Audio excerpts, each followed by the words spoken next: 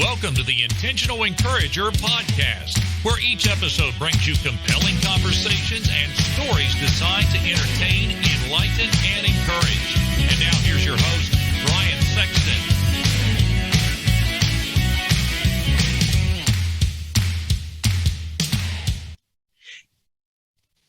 And welcome into the Intentional Encourager podcast. I'm your host, Brian Sexton. Thank you for joining us again today. And I have got someone, her LinkedIn bio says this: in my free time, I pursue the passion of understanding psychology and philosophy while vacuuming Play-Doh from the rug. Now, listen, I have raised children. My son is, as you well know, is an adult. I understand completely finding Play-Doh in places you don't think you'll find Play-Doh, but it's okay. I have a beautiful, sweet lady joining me today on the Intentional Encourager podcast. You can find her on LinkedIn at Islin Munisteri. Forgive me, I've already blown it. See, you can't trust your host. Islin Munisteri, Munisteri, and her first name is spelled Islin, but you can find her right here, right now, no matter the pronunciation, on the Intentional Encourager podcast. Islin, how are you today? I'm doing really good. Thanks for asking, Brian. No worries. Let's start here. Everyone has dealt with COVID-19 in different ways and different, everybody's experience has been so different around this pandemic. Take me what through the last 15 months or so have been like for you, where you live out in Colorado. And I'll be there as we record this podcast. I'll be there in about 72 hours. I'll be in Colorado, and I've never been. But what's it been like for you and your family around the COVID-19 pandemic? So we've been really lucky. At the start of the pandemic, I learned about homeschooling, and I learned that I cannot homeschool. And that was pretty good, because it was like 6 weeks of like having my son in my lap as we went to school together. Like his teacher would do lives, we would attend the lives together, and then we would do like an hour of homework or whatever project work she had us do, and then I was done, and then I would also be helping my daughter at the same time. So you're like me. You're like the consummate lone wolf. It's like, hey, listen, just let me do my work. Let me do what I got to do. And now all of a sudden you've got kid in one hand and you're staring into a camera. You've got your daughter, and it's like, this was not the way this was designed to be. I mean, how did you get around those mental challenges in your own mind? The mental challenges, well, something that was really interesting was that we basically set up a dining room table in our living room, and then one child sat on one end, and then the other child would sit on the other end, and the teachers could actually hear each other teaching. So that was funny, but the mental challenges part, I was like, luckily right now I'm on disability, so I was able to have the time to help them. But getting up at 9 a.m., like when at that time last year, I needed like 12 hours of sleep a night. So that was a big, because trying to get up was a huge challenge for me. And like usually I would drop them off at school, then take an hour nap, and do the rest of my day. But then I just kind of took away the nap and kind of compressed my sleep. There is nothing wrong with nap time. Trust me, there is nothing wrong. I have found myself where I'm talking to you from now in my office. I have found myself going, if I could just get 20 minutes, I'd be good, or 30 minutes, I'd be good. There is nothing wrong with that. Listen, if it's good enough for preschoolers, if they interrupt their day flow to let them take a nap, why can't adults do it? I don't understand that. Exactly. So I was napping, but man, my naps were like 60 to 90 minutes, but I recommend shorter naps now. But like, it was like the mental challenges of trying to get up on time. Like, it was like having a job, man. Like my job was teaching my kids for 6 weeks. And that was like the toughest like besides selling, which I think is another very tough job, but that was I was just like, oh my God, we need to pay teachers like 6-figure salaries, and we need to like I don't know, somehow dole out tax income better. It was, well, take me. Let me ask you. Let me jump in here and take me through that, because again, every child, and we've heard the challenges that a lot of kids have had around the pandemic, where their learning has been affected, and some kids do very well in that. I mean, you can put them in any setting, they're going to do well. They just naturally get it. They're going to do what they have to do to perform and succeed and things like that.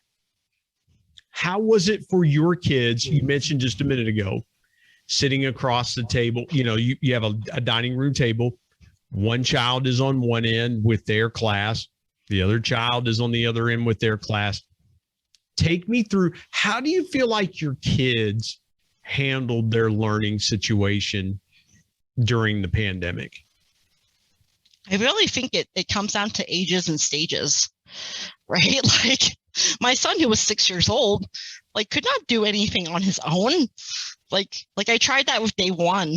Like he attended his live well, and then I asked him, well, what homework do you have, or what project work do you have? And then he was like, oh, nothing, Mom.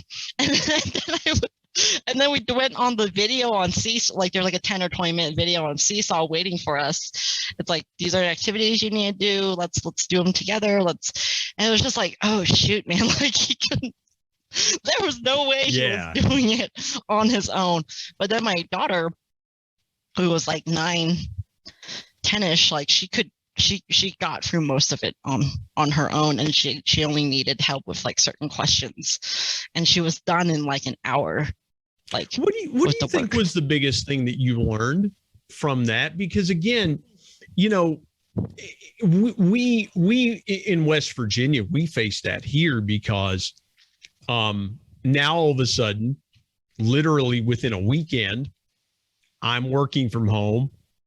My son's taking college classes from home. Yep. And we have to now figure out, well, one, we have to figure out how we're going to share broadband internet. Yes. And two, we've got to figure out, okay, how are we going to divvy up the workspace? And so, we kind of face those same challenges.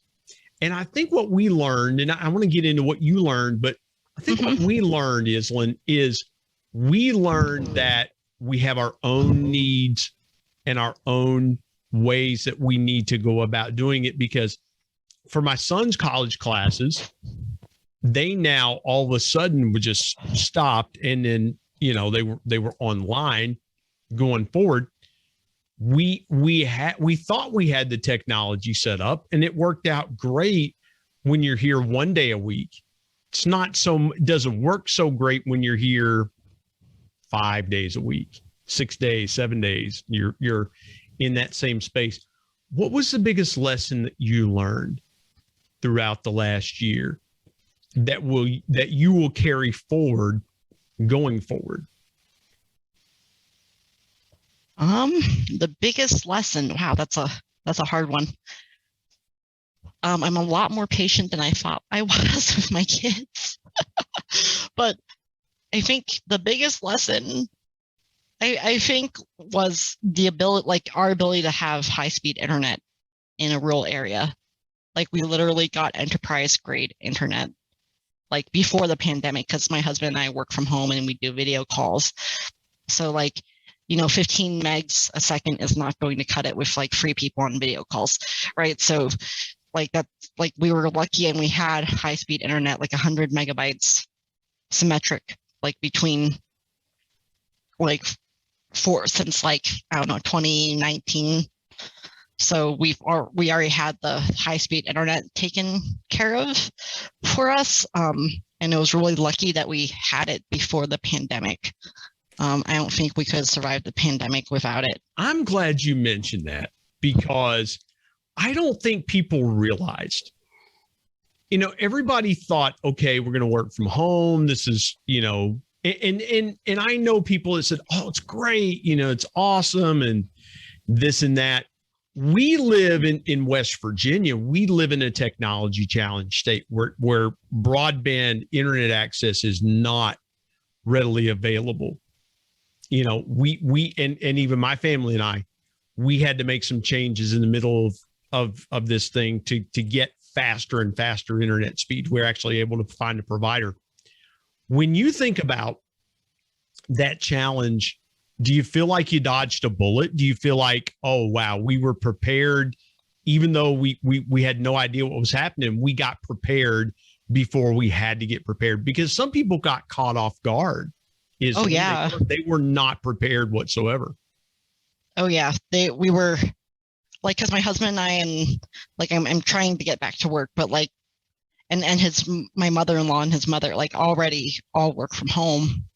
So, and we realized that like back in 2019, like in order for us to have a successful business working from home, we needed to have high-speed internet, or else there was no way we could have meetings, we could share slides, we could do what a normal business needs to do. So that's why, I'm just really glad, and I'm just really thankful that we were kind of prepared ahead of time. Like we didn't even know no one knew there was a pandemic coming from China. Yeah. No, 100%. In 2019, it was just like, and then like cases started popping up, and all of a sudden it was like it just ramped up over a week. Like all of a sudden the WHO was like, we're in a pandemic, guys. Well, Islin, let me jump in here. Here's where I want to go here for just a second with you. Yeah.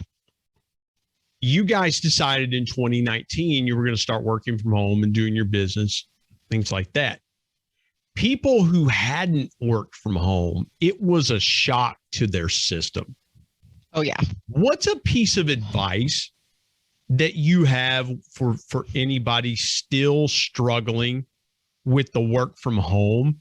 Because there are people that even 14, 15 months later, we hear a lot. And again, I make no light of mental health issues.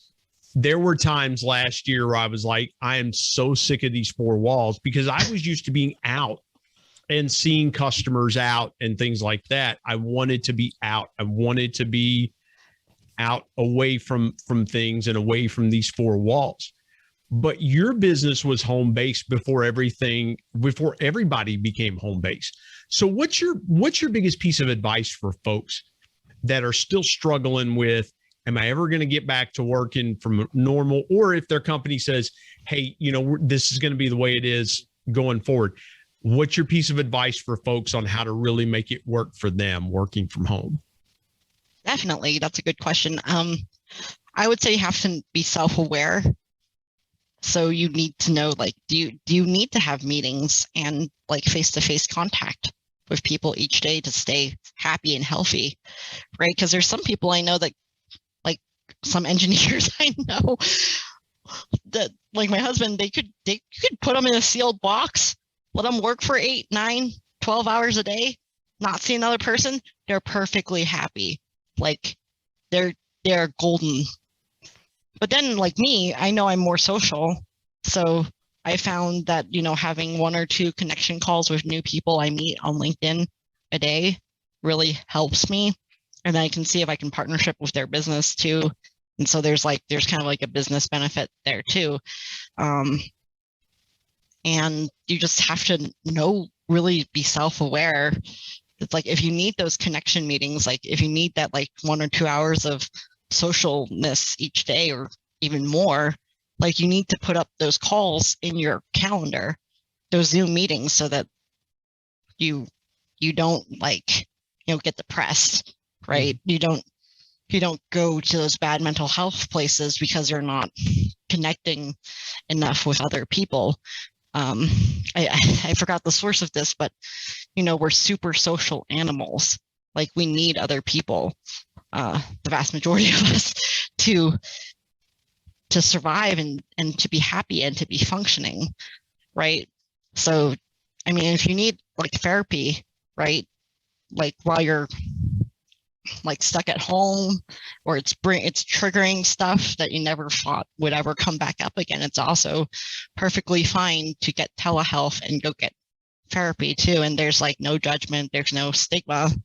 I don't tell everyone I'm working with I'm getting therapy, right? But there's like, if you keep it private between you and your family, like there's usually no stigma because no one knows, and at the same time you're getting better. So like, just, I guess the first thing is be self-aware.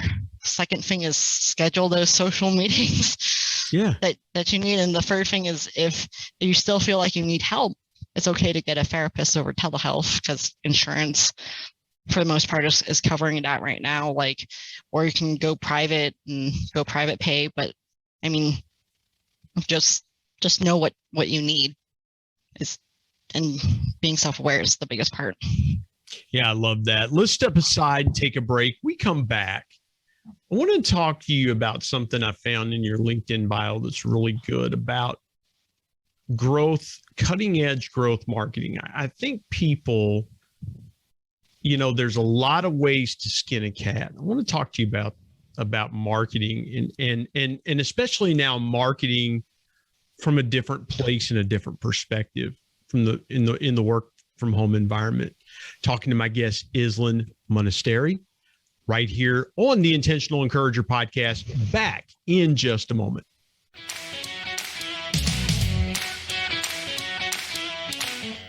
Hey everybody, Brian Sexton here. I want to tell you about our sponsor, SEO National. SEO stands for Search Engine Optimization. Now, what's that, you might say? Well, search engine optimization helps you show up higher on search engines in front of paying customers for words that you as a business owner can monetize. What a great concept. SEO National is owned by my good buddy Damon Burton, who's been a guest here on the Intentional Encourager podcast. Not only has Damon and his team worked with businesses of all sizes, from e-commerce startups to NBA teams and Shark Tank featured businesses, but more importantly, Damon and his team are about transparency, trust, and providing lifetime value. So much so that he still has his first customers after opening SEO National 14 years ago. Let me give you some intentional encouragement and call Damon and his team today at 855-736-6285 or go to www.seonational.com and get a free quote.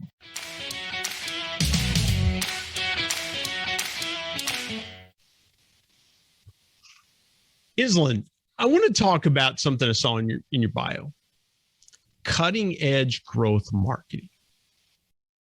Digital marketing strategies and tactics. I want you to define cutting edge growth marketing, because again, I think a lot of times people will say, I want to do this in marketing my business, or I want to do this in marketing myself. A lot of people talk about personal branding, and there's tons of ways to do that.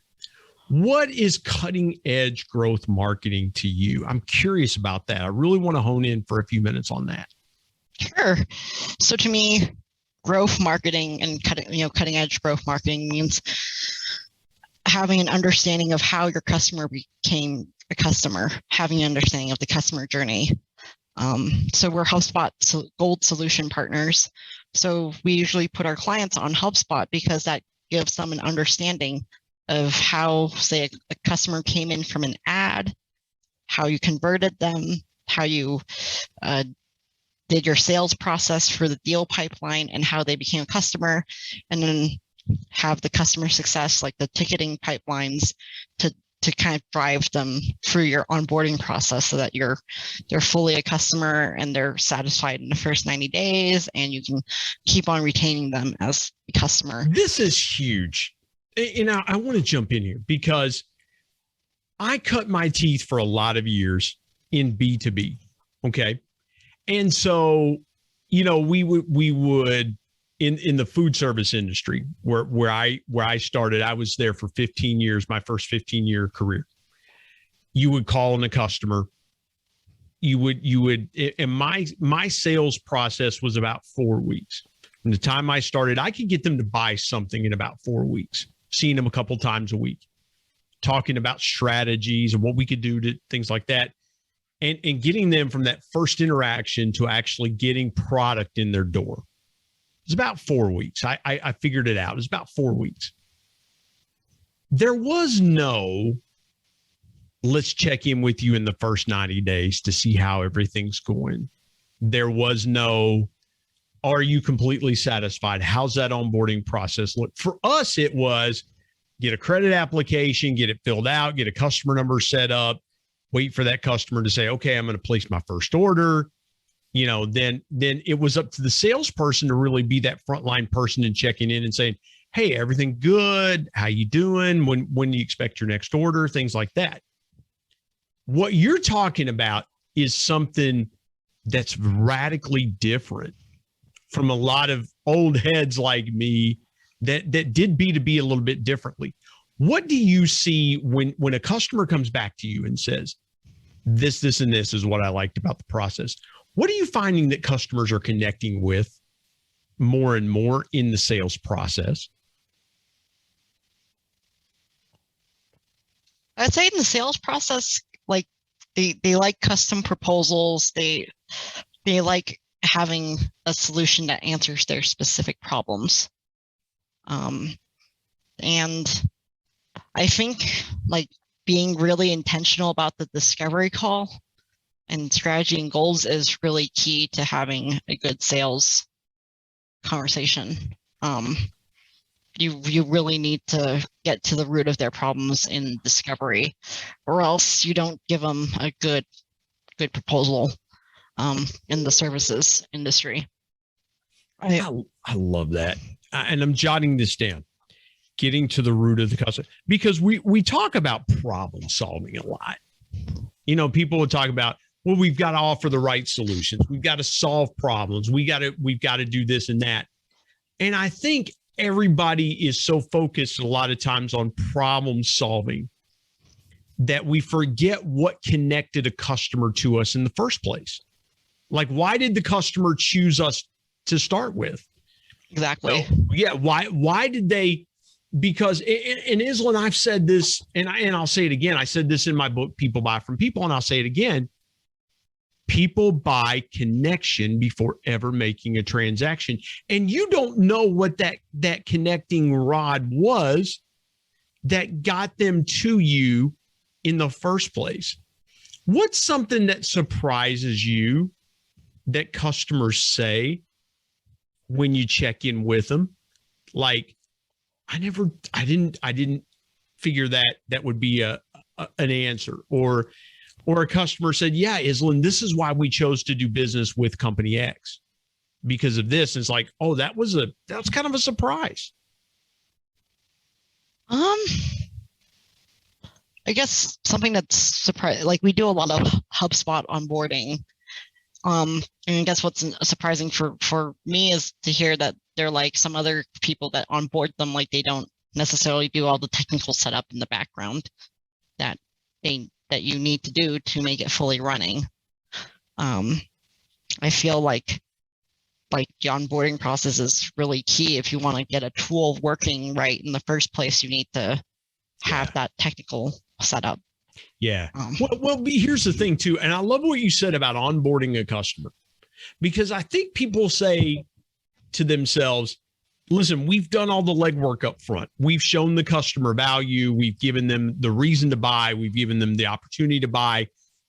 And we kind of forget about the onboarding. I want to ask you this real quick, and we'll step aside and take another break. What is the biggest mistake that sales companies make in onboarding a customer correctly, or something that a sales company overlooks at times? It's absolutely critical to get that customer onboarded correctly. They don't do enough discovery in the beginning. Like they don't know if the customer can, just throw some videos and a checklist at the customer and they're fine. They can onboard themselves and with like some, Q&A, like some calls from you, or do they need like a full, like white glove, like we need an agency or we need somebody to onboard us fully. Like it's not like we can do this ourselves, like in the same amount of time that we can have someone, an agency onboard us. I feel like that's missing in the sales conversation, like, because then you'll increase a lot of churn, especially as a software company. If you don't onboard customers properly, they'll like if it's a simple software solution, they'll use it once and they'll never use it again. Or if they have like a more expensive software solution, like when the renewal period comes, or if you're going month to month, they won't come back. And then as a sales representative, then or you got bigger issues on your plate, like clawback clauses. And like you sold them, but you didn't sell them all the way. Like, so exactly. And listen, I love what you said there. What does the customer really need? Because a lot of times you kind of say, I think I know what they need. I sold them what I thought they needed, or what we talked about they needed, but we really didn't get to what they really needed. And you said churn, which made me think of butter, and then I got hungry. So I'm sorry if my eyes glazed over a little bit. I apologize, because I thought churn and butter. I was like, oh no, this is not good in the middle of a podcast recording to get hungry. Let's step aside and take a break. When we come back, I want to tell Islin's powerful story. She has got a dynamic story of overcoming a huge challenge in her life, and I want to tell you about it. Come back with me. My guest, Islin Munisteri, is my guest here on the Intentional Encourager podcast. Back in just a moment.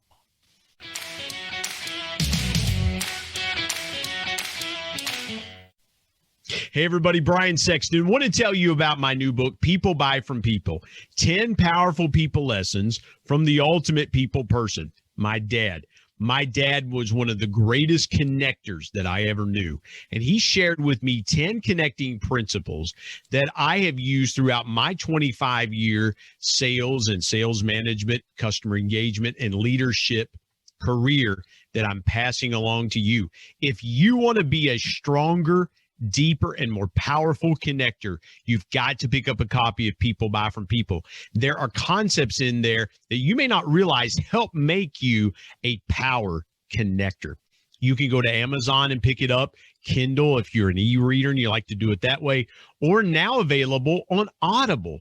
And there's one other way you can get a copy of People Buy From People. You can get one from me, and I'll sign it for you. You go to intentionalmediaandpublishing@gmail.com and send me an email, and I'll share with you the link on how you can get a signed copy. You can buy a signed copy directly from me. Again, People Buy From People. If you want to connect like never before, pick up your copy today of People Buy From People. And now let's get back to more great conversation here on the Intentional Encourager podcast.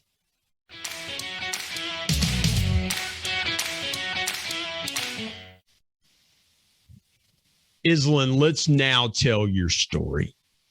And that's, as you know, being on the Intentional Encourager podcast and listening, that's the meat of every podcast, is telling your story.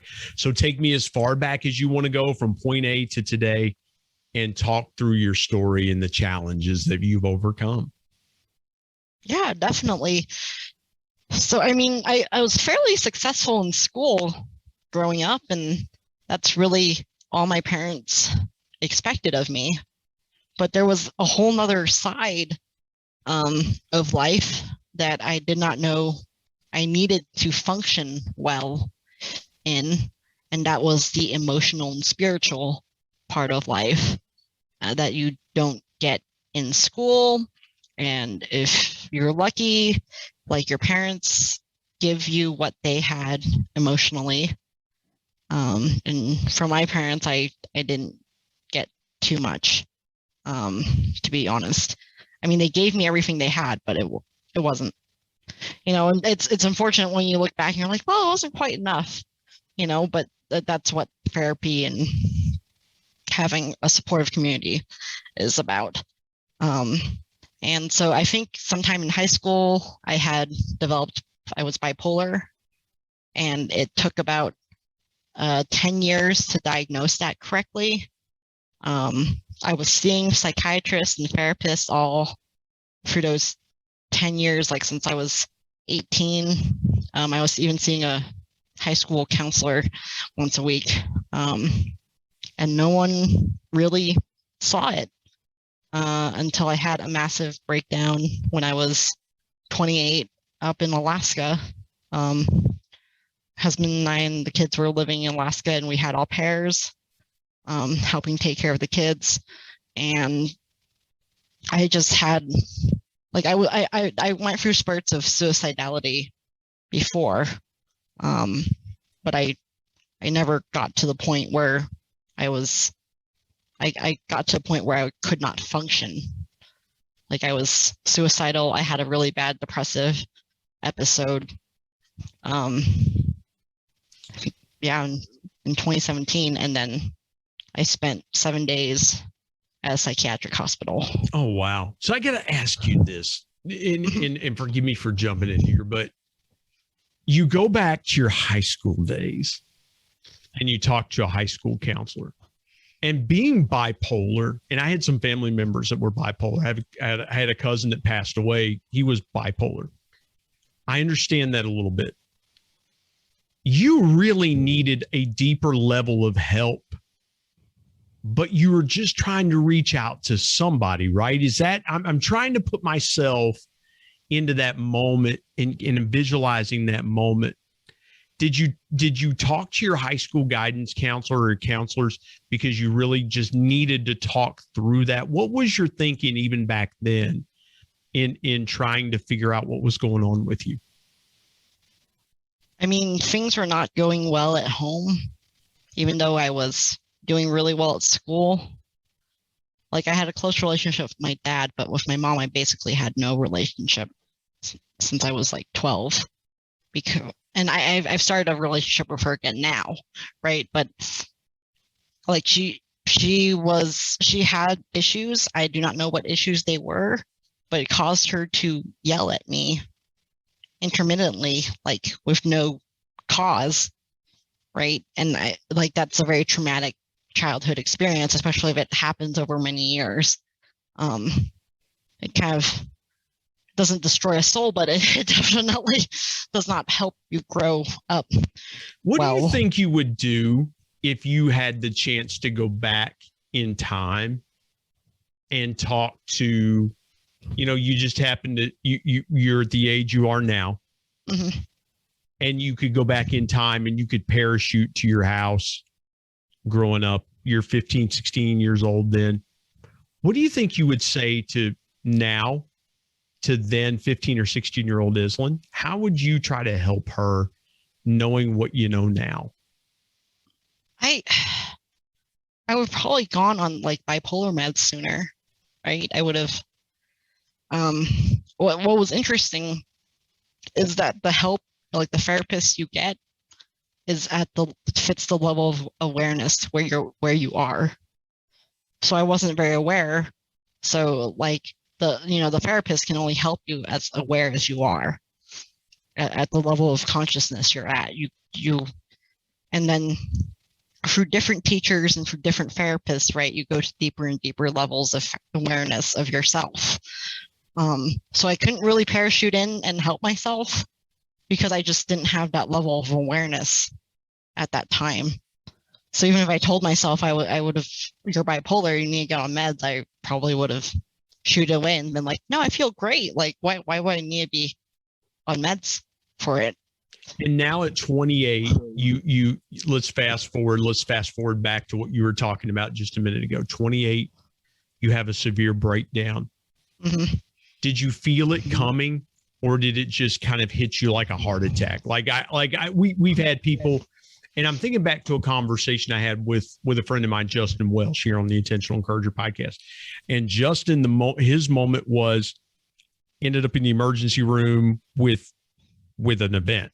Like, just it was instant and sudden. Was yours the same way, very instant and sudden, or did you feel it coming on? Oh, it was sudden, man. I remember finishing a report the month before, and I wasn't feeling very good. I was feeling very anxious. I was very anxious, and then like I was feeling suicidal, and then like my husband took me out. We had lunch, and then he took me to the psychiatric hospital or to the emergency room. And then that's when they transferred me to the psychiatric hospital from the emergency room. But I was catatonic. Like, I was not, like, I couldn't function.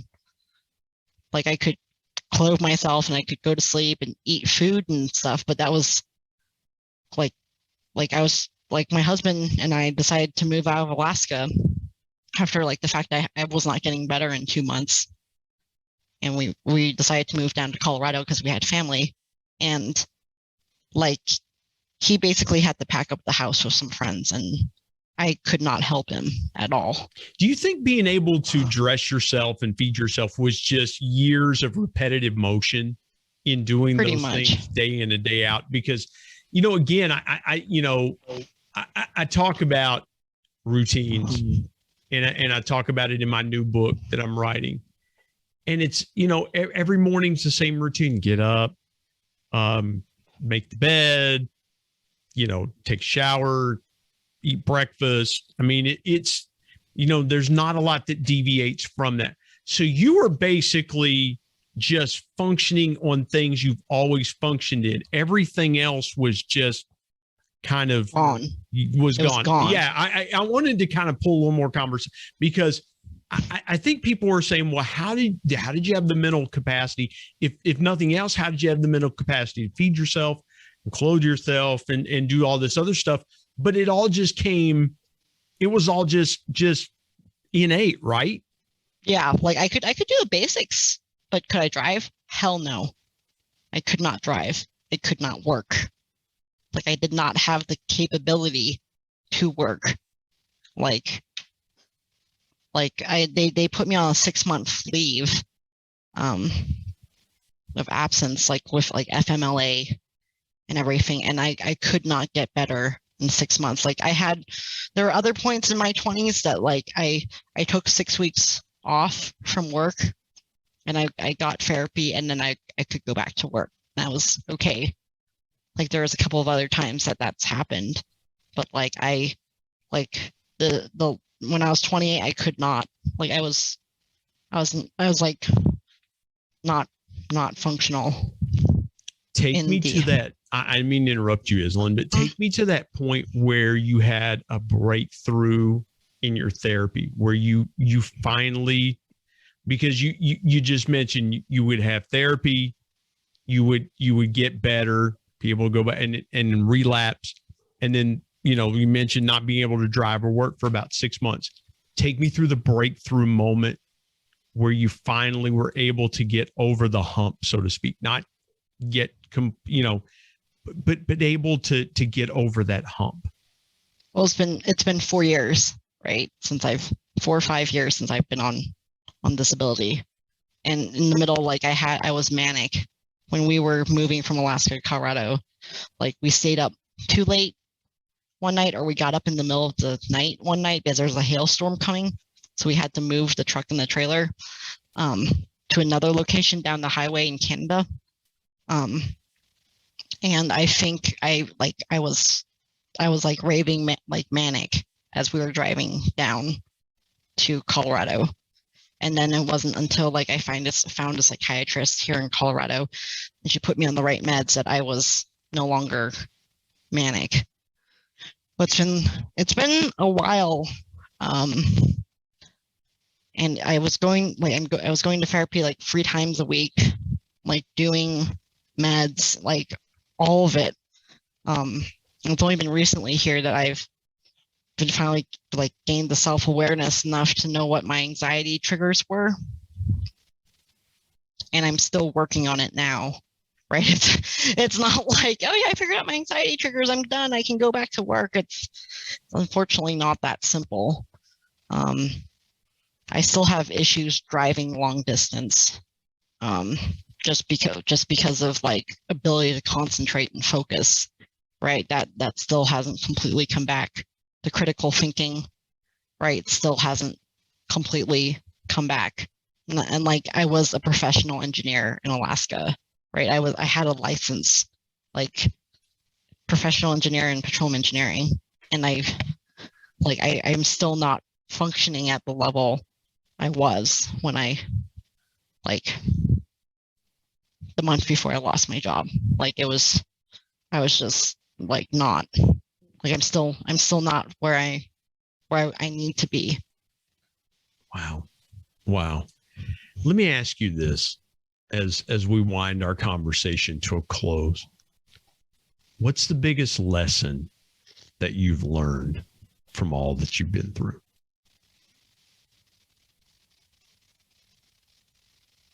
Wow. I mean, I think this applies to like anyone really, is that if you don't take care of your shit, your emotion.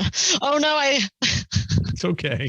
Oh no, now we have to put the little E on the podcast. Yeah. But if you don't take care of your stuff, your emotional stuff, your spiritual stuff that you have inside of you, whatever it may be, like it will come back, and it may take years, but it will come back to bite you. Like whether it's like a dysfunctional marriage or dysfunctional relationships or something is happening right now that you're not listening to, that the signs are very apparent that you need to go get help, but you're just not aware that you do need to go get help. Yeah. Taking care of the things you need to take care of. And for some people, it's mental. Some people, it's physical. I remember for me, June 26, 2008, going to the doctor, and my doctor saying, me weighing 350 plus pounds, my doctor saying, if you don't get weight loss surgery, you're going to die. Mine was all physical. Yours was mental. And again, I love what you said there. Whether it's mental or physical, it's taking care of what you have to take care of, being able to take care of it. Islin, leave our audience today with your biggest piece of intentional encouragement. I intentionally encourage you to go get help if you need help. You don't know if you necessarily do need help until that first therapy appointment or until you decide to go for 3 months and see where it goes. But I encourage people, especially like now during the end of the pandemic, if you've been holding out, or if there's been something seriously bothering you, or you haven't been able to go to sleep at night, or if you're overweight, or if you're self-medicating with wine or with any other food, whatever you're self-medicating with, like go get the help. Because do you want to be dealing with the same issue 20 or 30 years from now when it's a lot worse and you might be like on the edge of death from it, or if you want to deal with it now? Yeah, I love that. Go get help if you need help. And we encourage you that if you're listening to this podcast, you're going, Brian, Islin's right on the money. Go get help. Go get it taken care of. Islin, where can folks connect with you on social media? Where can they find you? You can find me on LinkedIn. You can also email me, Islin at via marketing.com. And yeah, you can, and if you connect with me on LinkedIn, you'll see my mobile number and everything. So there's lots of ways to connect with me if you want to get a hold of me. Yeah, I love that. Islin, the website is theiamarketing.com. TheIA Marketing, or you could connect with Islin, Islin at theiamarketing.com. Islin, this has been such a pleasure. I've enjoyed our conversation. Thank you for your honesty and your transparency, and for joining us on the Intentional Encourager podcast. Thanks, Brian.